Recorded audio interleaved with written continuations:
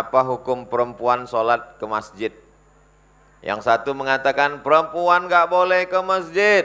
Lebih baik sholat dalam rumah, lebih baik sholat dalam kamar, lebih baik sholat dalam tempat yang sempit. Kenapa tiba-tiba angin kencang? Ternyata karena belum disebutkan nama Ustadz Wijoyanto. Begitu disebut langsung tenang kembali. Kalau Tuan pergi ke Padang, jangan lupa membeli soto. Kenapa tiba-tiba angin kencang? Karena belum disebut nama Ustadz Wijoyanto. Satu kelompok, fokusnya ke sini, jangan ke pantun. Satu kelompok mengatakan perempuan lebih baik sholat dalam rumah, lebih baik dalam sholat dalam kamar, lebih baik dalam sholat dalam tempat yang paling sempit, tertutup, tidak dilihat orang. Itu ada dalilnya dalam hadis Sunan Abi Daud. Jadi kalau nanti ada ustadz yang ceramah, perempuan jangan ke masjid, di rumah aja, di kamar aja, di tempat ruang yang paling sempit, lebih selamat. Betul apa enggak betul? Betul kok, datang kemari. Karena ada hadis satu lagi, Beb. Hadisnya la tamna'u ima Allah masajid Allah. Jangan larang perempuan datang ke masjid. Ini yang di depan saya ini perempuan apa perempuan jadi-jadian? Asli, original, bukan habis operasi dari Thailand. Jangan larang perempuan ke masjid. Adakah pertentangan hadis yang pertama dengan hadis yang kedua?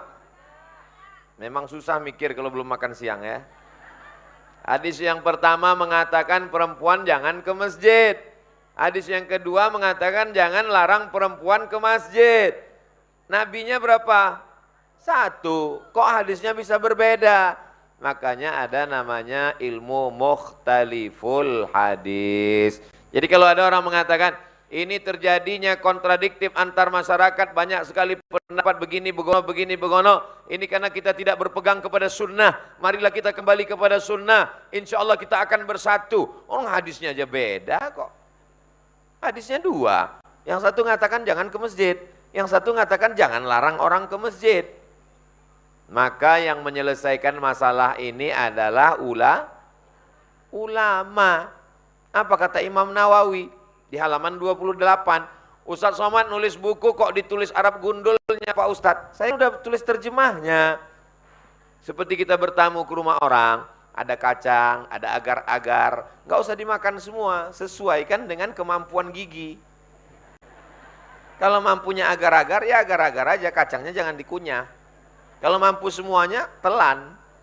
Begitu juga buku ini. Kenapa ada Arab gundulnya? Bagi santri kiai baca Arab gundulnya. Saya nggak mampu, kan ada terjemahnya. Untuk apa Ustadz Arab buat Arab gundulnya? Supaya orang jangan nuduh Ustadz Somad, Ustadz penipu, pembohong. Iya cuma ngarang aja tuh, belum tentu ada. Ini dia. Idza lam yatarattab alaihi fitnatun wa annaha la takhruju matibatan. Kalau perempuan itu keluar rumah tidak menimbulkan fitnah dan tidak memakai parfum berlebih-lebihan. Kalau parfum hanya sekedar menghilangkan bau ketek, enggak apa-apa. Tapi kalau sampai berlebihan, sampai imam di atas lantai 2 hilang ayatnya gara-gara wow, menimbulkan fitnah. Selama perempuan itu cukup syarat, hukumnya ke masjid mubah, boleh. Di Palestina perempuan nggak boleh ke masjid, takut ditangkap tentara Israel. Di Masjid Raya atau Masjid Agung? Masjid Raya Al-Ittihad, ada ibu-ibu ditangkap Israel? Nggak ada. Jadi kalau ada bapak-bapak yang bilang, kamu jangan ke masjid. Aslinya perempuan itu punya 5 hak terhadap suaminya. Bu, masih sadar? Ibu punya 5 hak terhadap suami. Yang pertama makan. Ibu udah makan? Yang kedua pakaian. Ibu sudah dikasih pakaian? Yang ketiga tempat tinggal. Sudah dikasih tempat tinggal? Yang kelima pendidikan. Aslinya suami yang mendidik istri. Tapi karena suaminya nggak bisa mendidik, maka dia lepas ke masjid untuk belajar. bukan untuk arisan. Tapi kalau ada arisannya juga nggak apa-apa selama tidak ada unsur riba.